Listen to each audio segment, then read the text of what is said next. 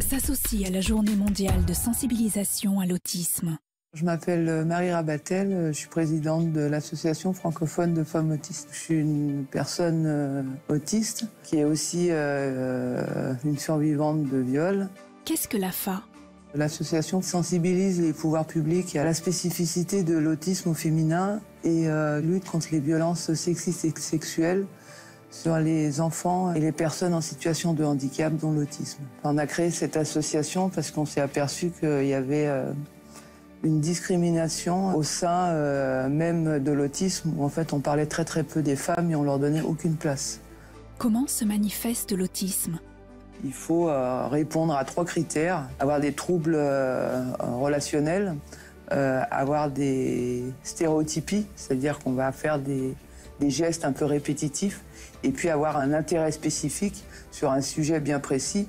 L'autisme, c'est pas une personne qui est plus intelligente ou moins intelligente, c'est une personne qui a une intelligence différente. Quels sont les principaux obstacles rencontrés par les personnes autistes? C'est surtout la bêtise humaine, la bêtise de la société, puisque en fait, elle va engendrer une discrimination au niveau du travail, au niveau de la santé, au niveau de la parentalité, au niveau de l'école, au niveau de la pratique du sport. On parle sans cesse d'inclusion, mais la société, elle n'accepte pas la différence, elle rejette en fait tout ce qui ne lui ressemble pas.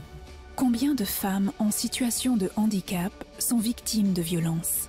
88% des femmes autistes ont été victimes de violences sexuelles, 47% avant l'âge de 14 ans et 31% avant l'âge de 9 ans. Et 51% ont déclaré avoir subi une pénétration sous contrainte. Comment lutter contre ces violences?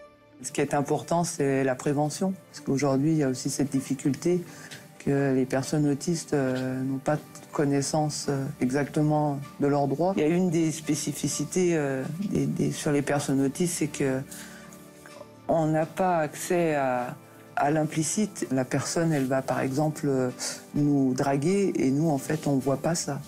On voit juste une discussion, une relation entre 2 personnes sans arrière-pensée. Et du coup, on peut se retrouver en danger sans s'en apercevoir.